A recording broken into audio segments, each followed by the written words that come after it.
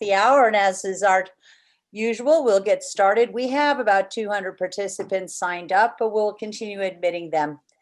I'm Liz Beneski, the Executive Director and Chief Success Officer of AmSham Abu Dhabi. A heartfelt welcome for joining us, as well as our fellow chamber members from AmSham Bahrain, AmSham Dubai, AmSham Israel America, and the Oman American Business Center. You've joined up today to hear from our astute panel and our speaker about the U.S. mission to the UAE. And we're so thrilled we can put this together for you about what comes next. It's a lot. And I want to give a special thanks out to Hala Hashim, the cultural affairs specialist at the U.S. Consulate Dubai, who has worked endlessly with our team and our speaker to put this together for you. Just reminder, stay on mute and hold your questions until the end, and better yet, throw them in the chat box, and I will personally make sure that we get them all to Ericam today. We are recording this event, and so you can watch it after the event along with your survey, which will be sent to you. Right now, it's my esteemed pleasure to introduce Yasmin Hebraoui, Head of Public Affairs at U.S. Consulate in Dubai. Yasmin, thank you for your assistance on putting together this event, and the floor is yours. Welcome. Thanks, Liz. As Liz mentioned, my name is Yasmin Hebraoui. I'm the head of the public affairs section at the U.S. Consulate in Dubai. We're very happy to be collaborating today with the American Chambers of Commerce, really across the Middle East. I'd like to tell you a little bit about one of our goals here at the U.S. Consulate, or the U.S. mission to the UAE, is really focused about strengthening the ties between the U.S. and the UAE. And one of the ways we do that is by bringing U.S. experts to audiences here, which is why I'm pleased to introduce our U.S. expert today, Eric Ham, who will talk about probably one of the world's hottest topics today, which is the results of the U.S. 2020 elections and what comes next. Now, even though the results are in, I know there are still a lot of questions out there, including the transition, the first 100 days of the new administration, et cetera. So Eric will be addressing these topics in his presentation, and he'll also be taking your questions afterwards. A little bit about Eric Ham. He's the co-creator and executive producer of The Political Junkies. He's a political analyst for the BBC, Sky UK, and Sky News Arabia. And he's hosted the midday briefing on SiriusXM's POTUS channel and is a Washington correspondent for the Associated Press. He's written for The Hill, contributed to CNN, analyzing politics and foreign affairs, and is the Washington correspondent for Arise News. And if that's not enough, he's also a former senior staff member of the Senate Armed Services Committee and was the director of congressional relations at the Center for Strategic and International Studies. I think you've heard enough from me. And so with that, I'll turn it over to Eric.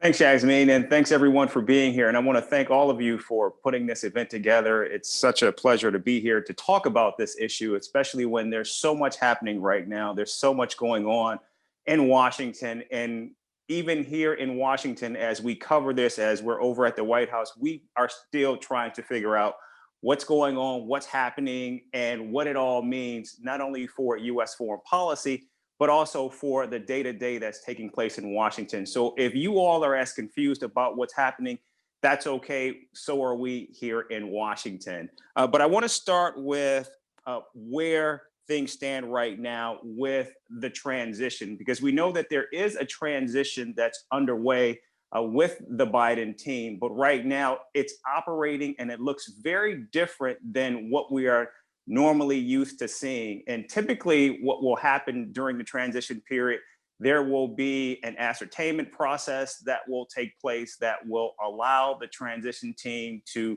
be fully operational and to be recognized by the federal government. Unfortunately, that's not happening right now.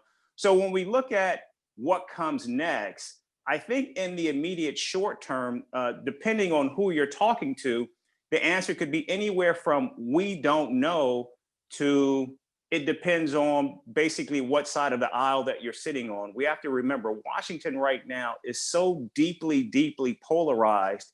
And you still have a party, one of the major parties, the Republican Party, that's still clearly being held in the grip of the outgoing president, Donald Trump. And as a result of that, right now, the party, many of the key players and leadership in Washington, from the administration itself to even members of Congress, are unwilling to at least publicly acknowledge that Joe Biden is in fact president-elect and that a transition process should be underway. And still, many in Washington are watching to see if and when President Trump will actually provide a concession to the election, and we haven't heard from that. And it's likely that we will not see it. And this is something that is a time-honored tradition where we have seen concession speeches. They go all the way back to John Adams, who actually provided the first concession speech to Thomas Jefferson when he lost the presidential race to Thomas Jefferson. And of course, we've seen them take place over time since then. In fact, if we go back to 2000, we all remember the Bush v. Gore election and how long that process was drawn out. In fact, when we saw the concession speech from Al Gore, he actually referenced in his speech Stephen Douglas, who at the time was seen as the model for concession speech. Stephen Douglas, of course, ran against Abraham Lincoln and lost, and pledged to actually work with him in bringing the country together. And of course, we saw that with John McCain when he conceded to Barack Obama in 2008. And so this is something that we have seen over time, where we have seen these concession speeches that are conciliatory, that pledge to unify, bring the country together. And more importantly, what they do is they announce not only to the country, but to the rest of the world that the United States is now beginning this process to transfer and to bring the nation together after a long battle between two public individuals who have been fighting for the presidency. And so while we will not, I think, see a concession speech from President Trump, I think this is what we will call the silent concession, where we just simply will not hear from him. And of course, this, I think, keeps in line with who the president is and why so many people actually support this president, because we simply do not know where or how the president will operate. And because he has been such a maverick in his activities and his proclivities, I think that is why we will see the president continue to move in this vein. And I think we're seeing even many of his supporters, just like we saw this past weekend here in Washington, with thousands of people in Washington rallying behind this president. And so I think we will continue to see this president dig in. And this gets us to the issue of this ascertainment, where because the president is unwilling to concede, we don't have this official transition where the General Services Administration, which many people were not aware of this agency until now, this little known agency of about 12,000 people with a budget of about $12 billion, is now seen as the center of gravity in terms of political power in Washington, because it is this agency that actually recognizes the Biden transition team and formally begins the transfer of power. And we have yet to see this formal recognition. And as a result of that, you do not have this flow of resources in terms of money, as well as office space. And of course, more importantly, these briefings that would take place between the Biden transition team and members of the federal government. And so as a result, what we're seeing is, I would call a real shadow government, because you have President-elect Joe Biden, who's actually in the process of setting up this government, but yet it's not recognized. And so it's really running parallel to what we're seeing take place, because again, the GSA and the federal government has yet to recognize a Biden-elect team and a transition, even though we continue to see Joe Biden working on setting up a government. We've already seen the establishment of this coronavirus advisory board. And also we saw yesterday, President-elect Biden began to speak with businesses about addressing the issue of COVID-19. And so now what we're seeing, even though this is a time-honored tradition in terms of this concession, this is a process that has played out for years. In fact, we have what's called the Presidential Transition Act, which was established in 1963 in the wake of the assassination of JFK, that made it the law in terms of how the transition process should work. However, what we do not see in there is the process in terms of how and when the GSA should actually recognize and formally accept the transition. And so that's where we are right now. So this is seen very much as the road less traveled is what I'm calling it, because this is something that it's uncharted territory. And unlike in 2000, when the Bush-Gore process was playing out and there was no transition, that was because there were still legal recriminations and processes that were playing out. Whereas here, we are seeing, for the most part, Biden has actually won the race. He has reached the 270 electoral votes, and the process should be playing out. But right now, it simply isn't. Now, we can focus on the first 100 days of the Biden administration.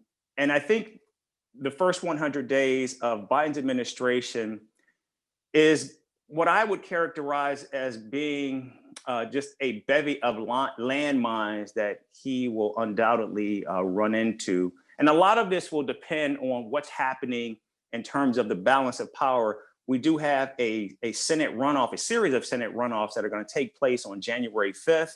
And so that will determine the outcome of the balance of power in the Senate, which will, of course, determine, what the 100 days of a Biden administration will look like. Some of the key issues that he will have to tackle, or he will tackle on beginning day one, of course, will be COVID-19. We do not expect to see any type of relief package for COVID-19 for the rest of the year, but we have heard the president-elect actually call on Congress to begin to address this issue of COVID-19. Just yesterday in Dallas, Texas, there was a food line of about 30,000 people in that city because of what's taking place with the economy right now. And so this is an issue that President-elect Biden is going to have to wrap himself around very quickly. I mean, already we're seeing the number of cases across the country are rising exponentially. There are some states and local municipalities that are actually beginning to shut down again as a result of the virus. There was some good news that we received yesterday that Moderna now has a vaccine that they believe to be nearly 95% effective. But again, it's going to require the federal government to work on the distribution of that vaccine. And until that vaccine is ready, there's still going to be this issue of how, in fact, the country will continue to navigate. And for those who may not know, in the United States, while the federal government can run a deficit, states, unfortunately, cannot. They actually have to balance their budgets every year. And right now, we know across the country, practically all the states' budgets are stretched to the brink right now, and they're looking for and they need relief. And so a relief package is going to be something that is desperately going to be needed. And again, because we've got these two Senate seats that are where there will be a runoff on January 5th, that will determine the makeup. But we know that Joe Biden is going to have to work across the aisle and also with both Republicans and Democrats to get something done. So that's going to be one of the first issues that he will have to tackle. The Affordable Care Act, otherwise known as Obamacare, that was something that Joe Biden was actively involved in during the Obama administration. We do know that the Supreme Court is actually weighing this issue right now, but Joe Biden has already said that he would like to add a public option to the Affordable Care Act. So that is something that he would also like to look at and tackle in his first 100 days. Of course, in the United States, the healthcare was a major issue. And now, again, that we are confronting a pandemic where we're seeing more than 100,000 people contracting the virus on a daily basis. We're already over 11 million people who have contracted the virus. Healthcare is going to be front and center. And executive orders, the Biden-elect team has already said that there are a number of executive orders that were implemented during the Trump administration that they would like to rescind. And some of those include the Muslim ban, DACA protections for immigrant children in the United States, and of course, re-entering the Paris Climate Accord. And also, we just learned yesterday that President Trump has stated that he would like a drawdown of troops in both Afghanistan and Iraq by the end of the year. And so that is something that we know that the Biden team is also going to be looking at. If we go back to when President Obama actually drew down troops in Afghanistan and Iraq, many believe that was one of the reasons why you saw this growth of ISIS. And so we do know that the Biden team will certainly look at that when they come in. And of course, a foreign policy reset. And that's going to be, I think, a really heavy lift for the Biden team. We do know that, particularly when we look at his Middle East policy, I think there's going to be a lot of changes, notably just in terms of the relationships with many of the Middle Eastern countries. If you go back to the Obama administration, the relationship between the US and Saudi Arabia during the Obama years was frosty, I would say, at best. We do know that President Barack Obama at one point certainly wanted to be able to pivot from the Middle East to Asia, and he wanted to see much of the region kind of take on and tackle a lot of their own issues. And so I think there was an arm's length approach in terms of how Obama dealt with many leaders in the region. And that led to, I think, some not happy relationships between the United States and many in the region. And of course, we do know that Bibi Netanyahu was an ardent supporter of President Donald Trump's. And we know coming into over the last 4 years, the Trump administration was very close with a number of countries in the region, of course, Israel, Saudi Arabia. And there was a lot of momentum, particularly with the UAE-Israeli Bahrain agreement that was recently signed. And so we do know that there's going to be a reset. There's a lot of talk that Joe Biden will want to work on re-implementing the JCPOA, the Iran nuclear agreement. Of course, that's going to cause some tensions within the region, of course, with Israel and Saudi Arabia. But that's going to be an area that the Biden team is going to have to navigate. And of course, that's going to be a very tricky relationship. Also, how do you re-engage the Palestinians who have felt left out of many of the talks and discussions taking place in the region? So that's a lot of work that's going to, I think, take a lot of the Biden administration's time, particularly dealing with that. And that gets us to the team who will have to tackle a lot of these issues. And we know that in the White House already, the president-elect has named his White House chief of staff. And we know the White House chief of staff is, of course, the most political job in Washington, of course. And Ron Klain is someone who has been with President-elect Biden for years, decades now. We know he served with him in the Obama administration, also worked very closely with him when he served as senator and chairman of the Senate Foreign Relations Committee. And so not only will he have to make sure that the trains run on time, but he will also have to lead the process in terms of dealing or addressing the COVID-19 response with a federal response package, as well as the distribution of the vaccine.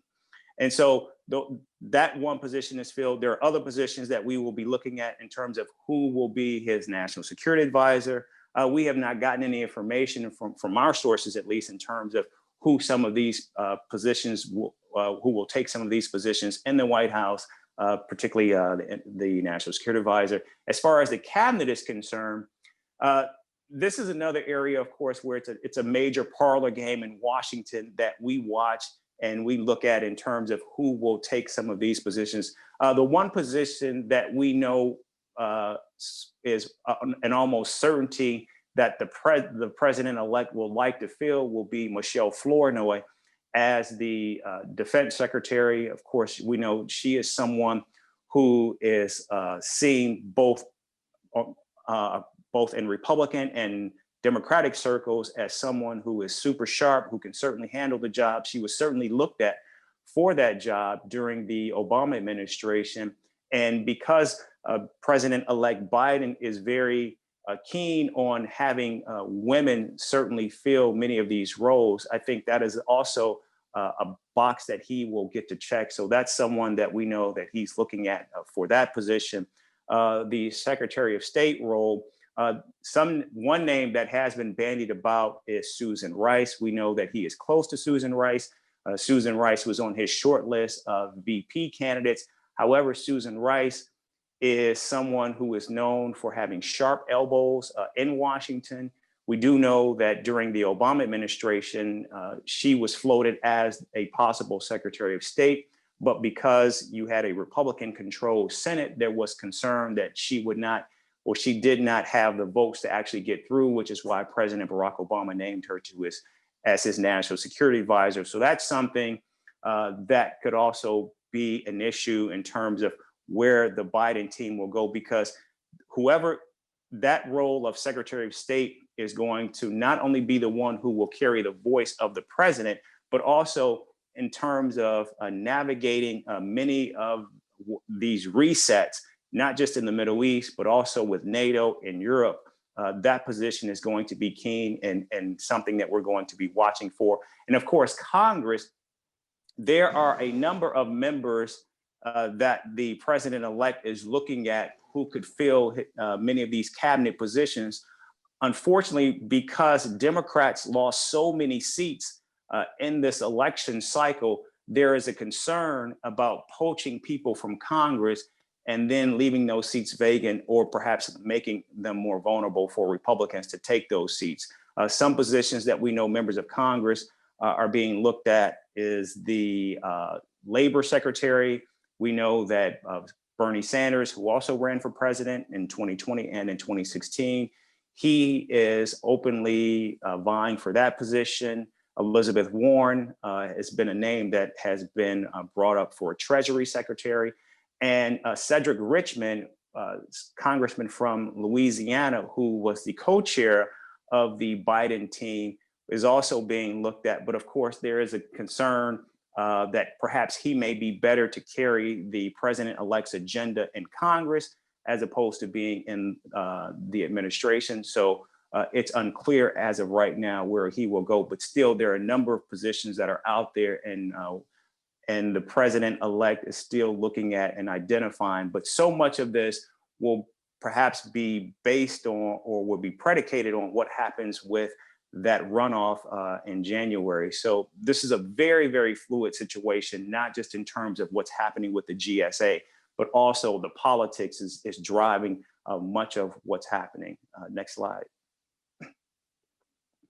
And so the landmines, the Biden administration, I said this, is going to run into a number of landmines. In fact, they're already doing that with the transition, but they've got external and internal battles that they're going to be confronting. Of course, some of the ones that are perhaps, I think, more salient and very public are Mitch McConnell and the Trumps. I say Mitch McConnell because a lot of this will determine what happens with these runoffs in January.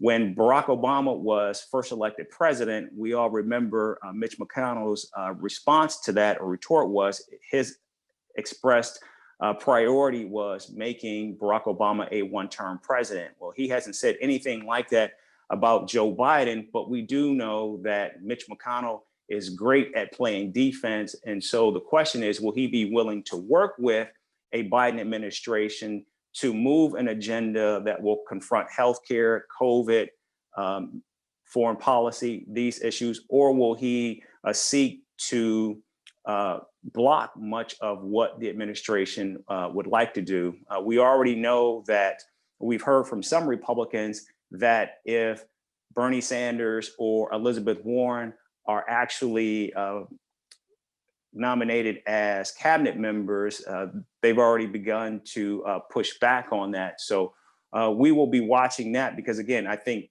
if Republicans take control of the Senate, I think it's going to be a very difficult process for the Biden administration to navigate. Also, we've heard from Lindsey Graham, who currently chairs the Senate Judiciary Committee, that he would like to begin investigations looking at the 2020 election. So we could see a process very similar to the Obama administration when Republicans took control of Congress, where we could just see a number of investigations, a complete and wholesale blockage of policies coming out of the administration, which of course will force their hand to begin to govern by executive order, which is actually what we saw from the Obama administration as well as the Trump administration. And also an external battle, and this could be a very big one,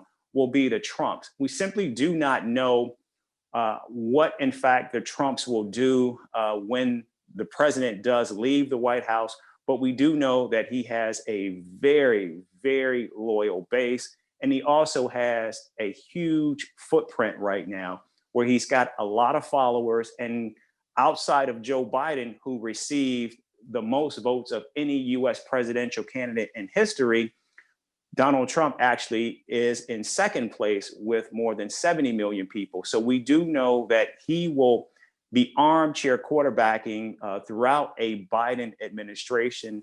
And of course, the question will be, how will Republicans in Congress respond to that? And will they be willing to work with this president, or will they continue to follow a former president, Donald Trump, and can seek to block much of what the president would like to do? The internal battles, basically, we could see, and we're seeing it now, a pushback from progressives already.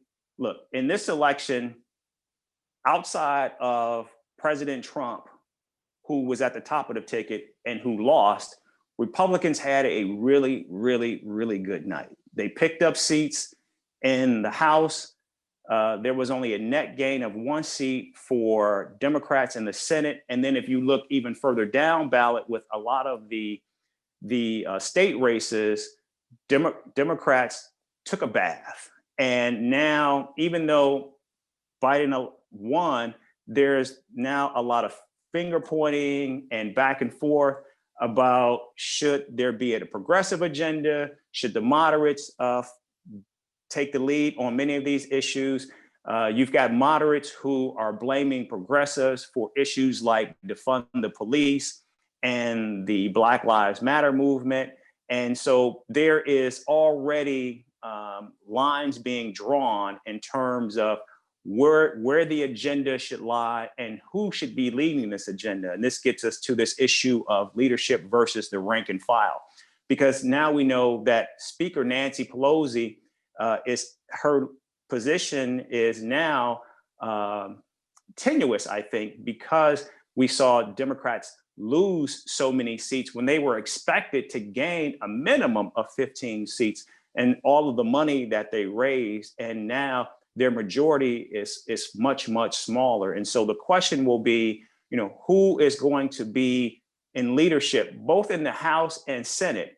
And that's going to be important, but because whoever is in those positions, those will be the people that will be moving Joe Biden's agenda in both a House and a Senate. And if you go back to the first 2 years of Obama's administration, when Democrats controlled the House and the Senate, he had an effective speaker in Nancy Pelosi, and he had Harry Reid, who knew how to fight Republicans and also move that agenda forward. Speaker Pelosi has been very, very effective at keeping her caucus unified and also moving much of the legislation that they wanted to over these last 2 years, even though they pretty much, even though they pretty much died in the Senate. So that is going to be important. But already we're going to see this fight, and of course, how this leadership battle takes place in the House in early 2021 is going to determine a lot about how much or how effective Biden will be in moving his agenda. And we have to remember, Joe Biden is actually a centrist Democrat. He's a moderate. He is not in any way, shape, or form a progressive. And while I think he will be willing to provide some red meat for the progressive base, that simply is not who he is. And I don't think he's going to be willing to govern from the left. I think this is a president coming in who is going to want to work across the aisle. He is going to want to lean on those long and deep relationships that he has with members, particularly in the Senate, on his agenda. And that could rankle some progressives who, by the way, believe that Joe Biden's victory is a result of progressive policies and their ability to engage and activate their grassroots. So we're going to see this wholesale battle between Dems and Dems in 2021. And so all of this is going to have an impact on Biden's first 100 days, not to mention his entire presidency, where a lot of this shapes out. And of course, who he names to his cabinet could go a long way in either soothing a lot of that or inflaming a lot of those tensions. And so I think if we see someone like a Bernie Sanders and an Elizabeth Warren in the cabinet, I think that will go a very long way with progressives and allow those progressives to get behind a Biden agenda. And of course, 2024, that's something that Biden has to be looking towards. And so this one term versus two terms certainly will have an impact on what happens in the Biden administration in the short term, because of course you have to look towards where you're going. We know that everything is going to be focused on COVID for the foreseeable future, given where the country is right now. And the Biden administration recognizes that if they can tackle this issue successfully, that will move the needle on so many other issues, namely economy. The economy was an area where Biden just didn't do as well in this election. Many believe that President Trump had a better plan for tackling the economy. And the Biden team believes if they can actually address the issue of COVID, that will get the economy back running. And of course, that will normalize things that are taking place in the country. So they have to be looking towards that. And this issue of one term versus two terms, I want to go back to that very quickly. There are those who believe that because of Biden's age, that they expect him to only serve one term. And one of the reasons why he selected Kamala Harris was a way to connect to what the future of the party will be and what it will look like. But again, we're talking about a man who has run for president 3 times. And of course, now he's successful. There are some who think that perhaps he will not only look to serve one term, but may look to serve 2. And so we don't know at this moment in time what will take place. But that is something that not only he will have to look to, but Democrats are going to have to also be looking at not only a 2024 run, but also what will happen in the short term in the midterms. Here in Washington already, we're looking at what will take place with the midterm elections in 2022. Next slide, please. Okay, I'm gonna just, because I realize we're getting short on time, so I'm just gonna run through some of this and just kind of give a quick overview, because I do want to be able to take some of your questions. One of the issues with the election was where things stood. We knew that there were a lot of questions going into the election about voter fraud, about the process not being fair, about states' elections being rigged. But what we saw that take place was a process that actually worked. There was COVID-19, we know, that was having an impact on how people would vote. And there was this issue with the US Postal Service with the lag time and ballots being able to get to their respective locations in time. racial and civil unrest also through the summer and in the fall, and of course, foreign interference in the election. But even with all of that, we saw a record turnout in terms of the people that actually came out to vote. We saw that America was still this shining city on the hill. The process worked. The process is in fact still working. And even as the president continues to fight this issue in the courts, we are seeing an independent judiciary that is actually working through this process. And even though the president continues to lose many of these battles in court, the process is playing out, and the president is getting his day.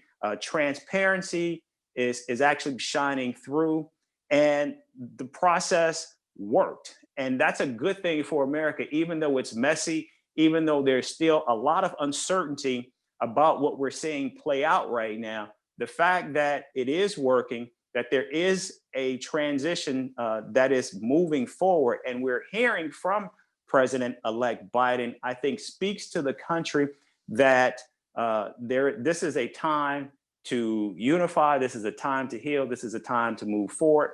And then also what we're seeing even in this process is the system being tested, and it's being tested like at no other time. Of course, even though when we look at elections oftentimes are they are seen as, moments in time, but this is a time where the process is certainly getting tested, and we're seeing that it worked. And I think for 4 years of the Trump administration, President Trump was dogged with legitimacy issues because of concerns that perhaps the Russians had interfered in the election. Even though he didn't win the popular vote, he won the Electoral College. But there was this concern that perhaps he was not seen as legitimate. And there is a concern that that could be something that could weigh on the Biden administration.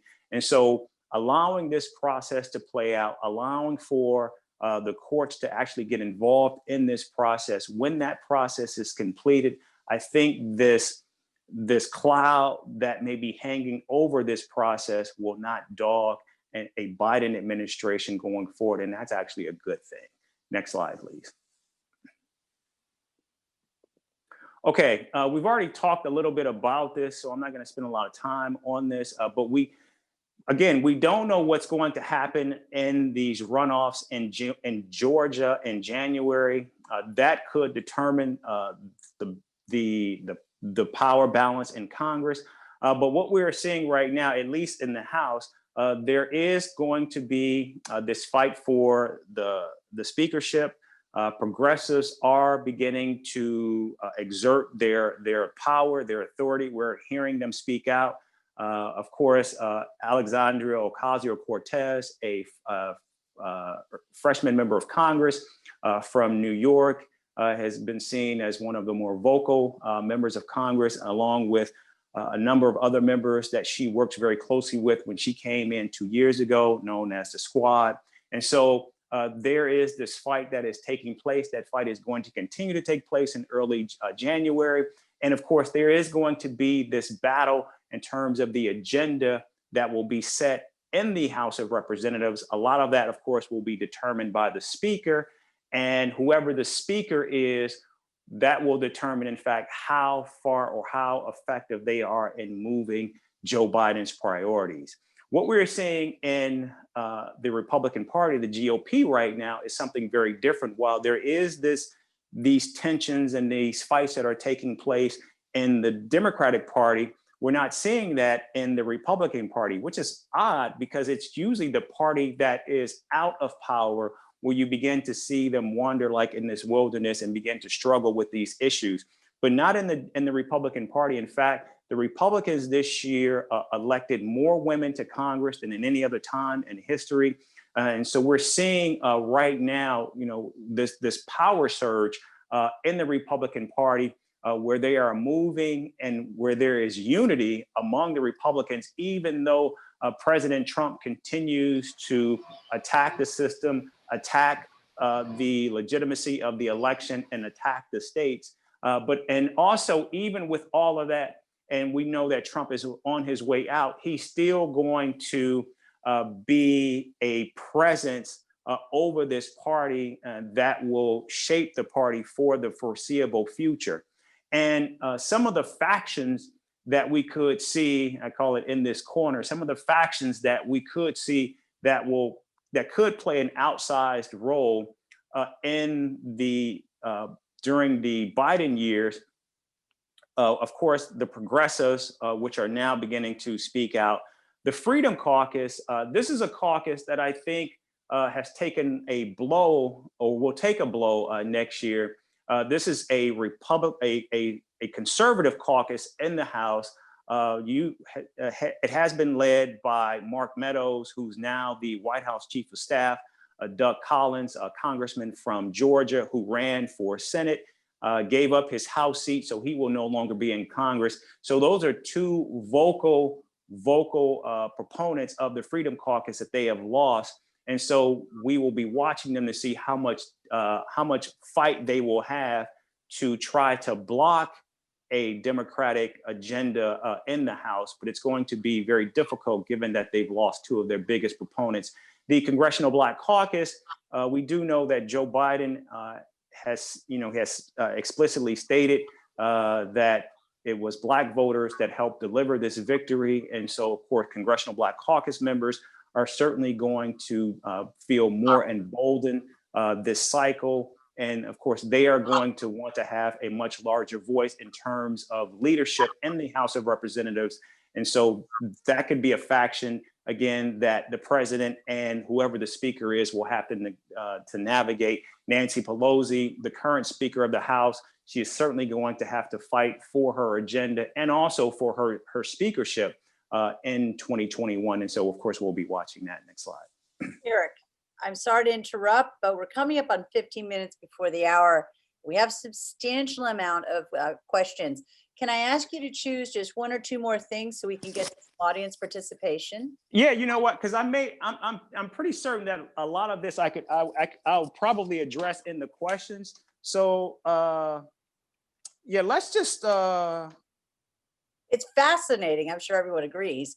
But yeah, let's get to the questions, and then if I can try to negotiate some of this into the Q&A session. So let's get to that. Yeah, because it's already 8:45 now. So and you all have the slides, and so if there are questions that you have on the slides, then you can just feel free to ask those questions. But yes, let's take those now. Fantastic. So first question is a very interesting one. Comes from Charles Laubach. He had a good one. What do you think? Could Biden name 2 or 3 Republican senators to his cabinet and help tip the balance a little of the Senate? Now, that's a good question. As far as naming actual Republican senators, I don't know I can't think off the top of my head who Republican senators he would actually name, but we do know that he is looking at naming Republicans in his cabinet. And we have to remember, that is not something out of the ordinary. Barack Obama had Republicans in his administration. George W. Bush had Democrats in his administration. So what we're seeing with Joe Biden naming Republicans to his administration is something that we have seen for years. I think now that we're just seeing such a polarized Washington and the fights continue to take place, I think that's why you're seeing some pushback. Even progressives, again, this is where the progressives could be a thorn in the side of a Joe Biden, is because they, in fact, do not want to see Republicans in his administration. But we do know people like John Kasich, the former Republican governor of Ohio, is someone that has really stomped for Joe Biden, as well as a number of other Republicans. And so Biden is, again, he's a centrist Democrat. He is someone who has worked across the aisle. One of the things that he was dinged on during the primaries was, he got hit for working with segregationists who were in Congress at the time. So this is who Joe Biden is. And Joe Biden is not going to stop being that centrist working across the aisle. I think what we're going to see is just a lot of pushback, but Joe Biden is still going to continue to be that centrist. So I think we will see Republicans in his administration. I don't know if it will be actual Senate Republicans. It would be some real interesting gamesmanship. Well, to switch to another player in the game, John McGowan would like to know, in your opinion, do you believe President Trump's legal team will try to tinker with the election of the Electoral College in December? I think that goes without saying. I think the answer is a resounding yes. But look, the courts have already weighed in on this issue a few months back, basically stating that they cannot serve as free agents, and that of course there will be recriminations for doing so. That could happen, but because Joe Biden in many of these states, his victory is so large, and particularly in states like Pennsylvania, it's going to be difficult if you have some of those who operate as free agents. It's doubtful that it will shape or change the outcome of the election. What we do expect is that these electors are going to just go in and ratify the election, and that Joe Biden will be the next president of the United States. But make no mistake about it, this is something that the Trump campaign actually thought would happen, which is why they actually went to court and took this all the way to the Supreme Court months ago, because they wanted, in fact, to have those electors operate as free agents. But unfortunately, that case didn't go their way, much like what we're seeing with the cases now that are still being fought in court. And even though this is a losing proposition for the president, I think it's necessary for democracy and for Joe Biden to be able to move the country forward that this process plays out. Excellent. Here's something relating to the overall area in which we're sitting. A comment was made by Patrick that tone, and it's true, is very important in this region. And in your opinion, do you feel that the Biden administration can quickly reset relationships here in the Middle East? I don't know to which country Patrick is speaking, but for example, here in the UAE, they're kind of pro-Trump. So what's your take on that? I think Biden is going to have I think it's going to be very difficult for Biden to reset these relationships. And this is why I think it's going to be difficult, because Biden is going to want to try to bring Iran to the table. And I think that's going to cause some problems for him. Also, if you look at the relationship right now between the United States and Turkey, I think this is a relationship that, at least from my opinion, is transactional. Even though we have heard President Erdogan congratulate President-elect Biden, I think that's still going to be a very difficult relationship, because I do believe Biden is going to want to try to reestablish relationships with Kurds along the Turkish-Syrian border. And we know how Erdogan feels about that. So I think it's not going to be as cut and dry for a president-elect Biden to just step in and enjoy warm, welcoming, and open relationships. Another area where I think this is going to be problematic, we do know that over the 4 years of President Trump, those arms sales to Saudi Arabia was something that helped burnish that relationship. And we do know that both Republicans and Democrats in Congress have sought to cut that off. And I think that's an area where I think now this issue of human rights is going to come back to the fore. And I think that's just going to make the relationship between the US and Saudi Arabia very difficult to navigate. So I think coming in, while Biden is someone who works across the aisle, is someone who wants to engage, I think Biden could very well upset the entire region when he comes in. And I think it's going to be very hard for him to navigate that process. I'm not saying that he cannot do it, but he's going to have his work cut out for him. And I think, unlike Trump, he's going to have to name his ambassadors to many of these countries much earlier than Trump did, because he's going to have a heavy lift in trying to reset those relationships. Staying on that same vein, Dr. Gulrez Sheikh had a question. He'd like to know, if you happen to have insight, what would Biden's policy vis-a-vis China, Turkey, and Russia be looking like? Because if he's tough on Russia and Turkey, according to Dr. Sheikh, would he not push both of those into China's lap? That's a very good question. And you're right. I think that, this is why his relationship and with many of these nations, it's going to be so key and so crucial because that's where he doesn't want to see them go. And I think that's why this is so tricky and this is so complex. As far as China is concerned, I think one area where Trump doesn't get a lot of credit, at least domestically, is pushing on China in a way that I think many would agree something needed to be done. But again, I think this is an area where it's just going to be a high wall for a Biden administration to climb in terms of navigating that entire process, not only with China, Russia, and Turkey, but I think with so many other players. Again, I mean, we're talking about a president-elect Biden who's going to, and I'm using a football analogy, and so I hope people get it. Biden is going to want to move foreign policy back into the 40-yard line where U.S. policy has been. Trump totally. And so I think trying to basically get back into that frame is going to be very difficult.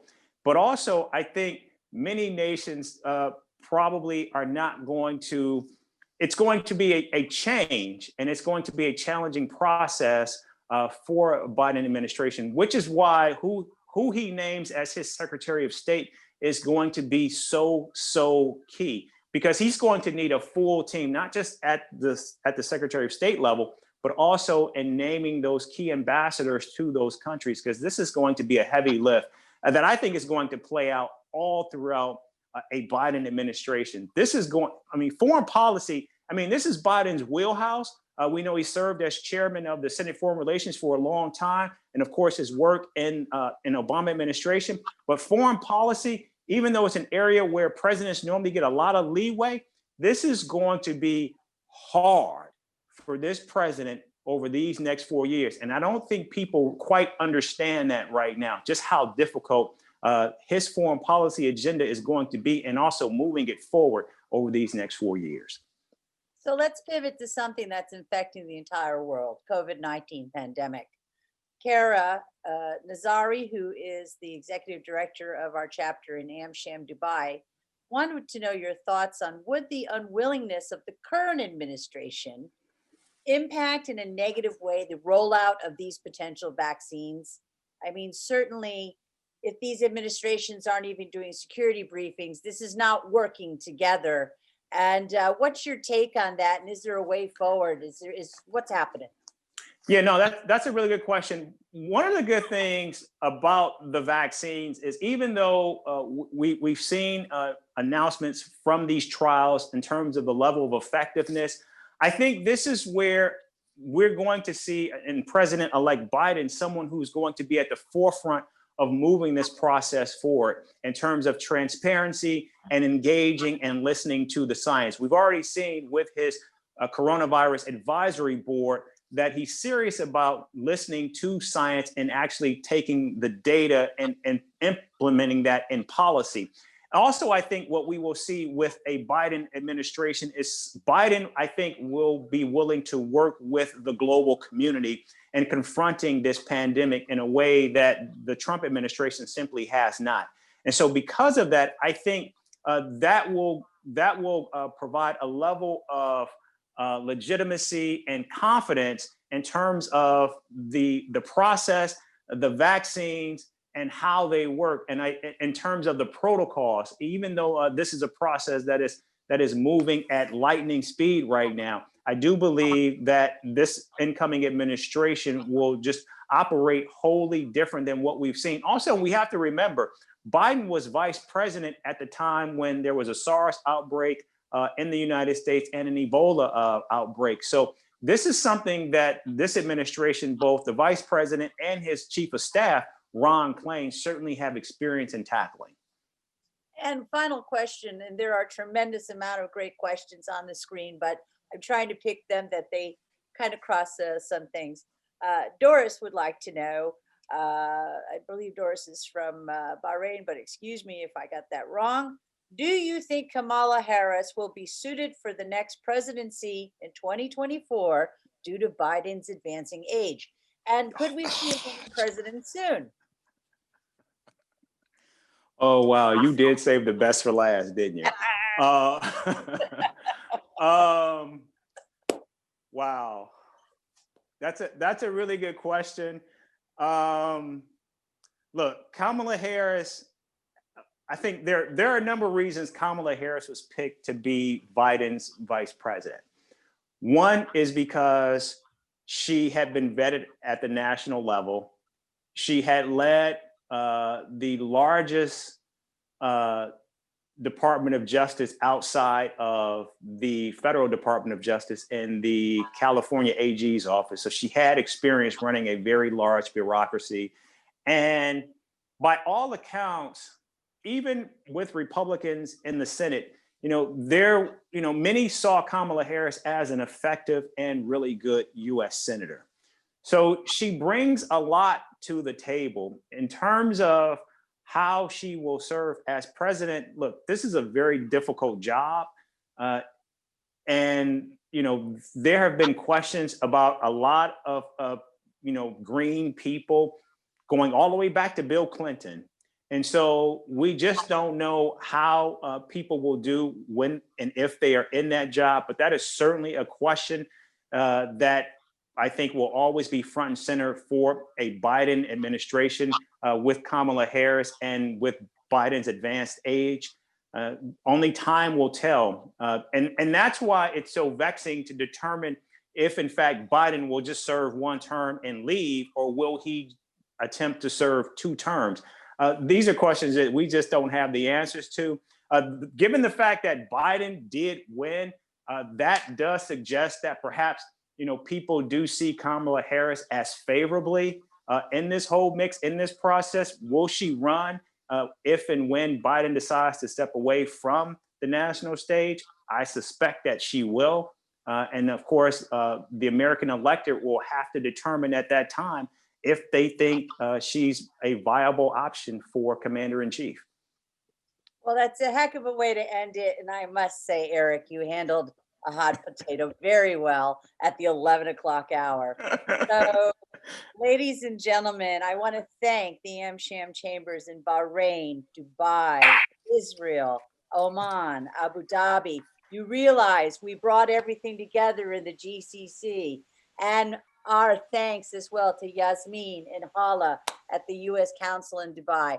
And to you, Eric, please watch his programs. Find him on YouTube, Instagram, Facebook, LinkedIn. Do you TikTok? Please follow. No, I don't do TikTok. Please support Eric. You can see he's a very, very energetic and well-read and well-informed person.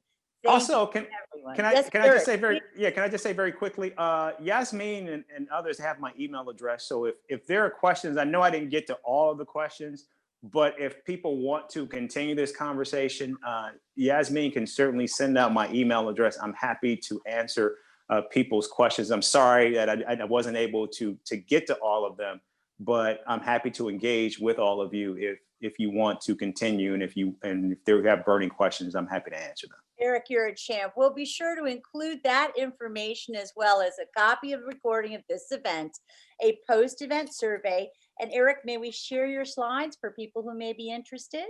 Yes, please. Very good. Watch your email for tomorrow morning where you'll get this post-event package, and you can watch this again and share it with your friends. And please support Mr. Eric Ham, the original political junkie. Ladies and gentlemen, thank you all. Stay healthy, stay safe, and good evening from Abu Dhabi. Take care now. Thank you, Thanks, Eric. everyone. Thank you so much.